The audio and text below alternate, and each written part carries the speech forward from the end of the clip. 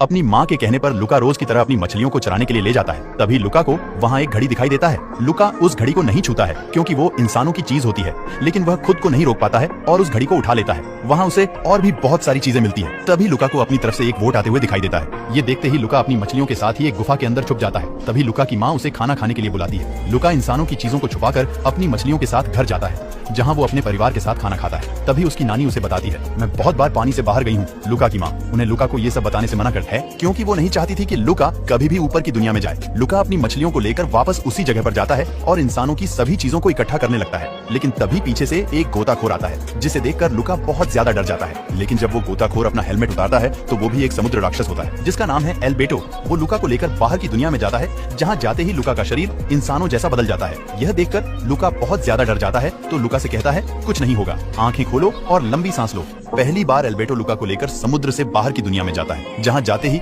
लुका का पूरा शरीर इंसानों जैसा हो जाता है और यह देखकर लुका बहुत खुश होता है। लुका चलने की बहुत कोशिश करता है लेकिन चल नहीं पाता है। तब एल्बेटो इसकी चलने में मदद करता है और काफी कोशिश करने के बाद लुका चलना सीख जाता है। जिसके बाद एल्बेटो उसे लेकर अपने घर जाता है, जहाँ लुका को एक तस्वीर दिखाता है। उसे बताता है, ये इंसानों की बनाई गई सबसे मस्त चीज है, जिस पर बैठकर तुम कहीं भी आ जा सकते हो। जिसे देखने के बाद लुका को स्कूटी का सपना आने लगता है। लुका एल्बेटो से कहता है, तुम्हारे पास इसके बहुत सारे पार्ट हैं जिनसे तुम स्कूटी बना सकते हो। तो एल्बेटो को ये आइडिया बहुत पसंद आता है और वो दोनों स्कूटी बनाने लगते हैं। स्कूटी बनाते बनाते शाम हो जाती है। तब लुका कहता है, मुझे घर जाना होगा और कल मैं फिर से आऊंगा। जब घर पहुंचता है तब उसकी माँ उस पर गुस्सा होती है कि तुम इतनी देर से कहाँ थे। तो उसकी नानी उसे बचा लेती है कि मैंने इसे मशरूम लेने के लिए भेजा था। अगले दिन लुका एल्बेटो के पास पहुंचता है, जहाँ वह स्कूटी की टेस्टिंग करने लगते हैं। जहाँ एल्बेटो एक ट्रैक पर स्कूटी को लेकर आने लगता है, तभी स्कूटी टूट जाता है, जिससे एल्बेटो सीधा पानी में जा गिरता है।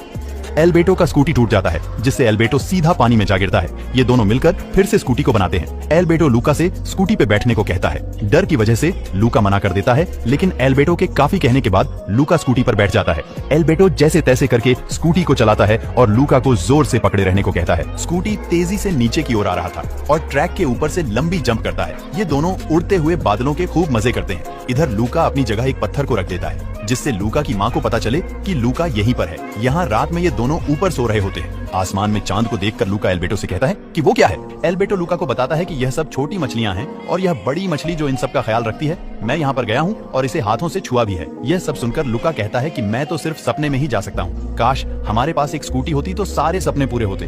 तभी एल्बेटो और लुका स्कूटी का सपना देखने लगते हैं, जहाँ यह दोनों सपनों की दुनिया में चले जाते हैं। सपनों की दुनिया बस एक झूठ है। अब यह दोनों समुद्री राक्षस छुपते हुए पानी से निकलकर इंसानों के शहर में घुस जाते हैं। वो इंसानों के शहर को देखकर बहुत हैरान होते हैं, लेकिन उन्हें नहीं पता होता है कि इस शहर के लोग समुद्री राक्षस का शिकार करते हैं। शिकारी को देखकर लुका बहुत ज्यादा डर जाता है और वापस समुद्र में जाने लगता है। लेकिन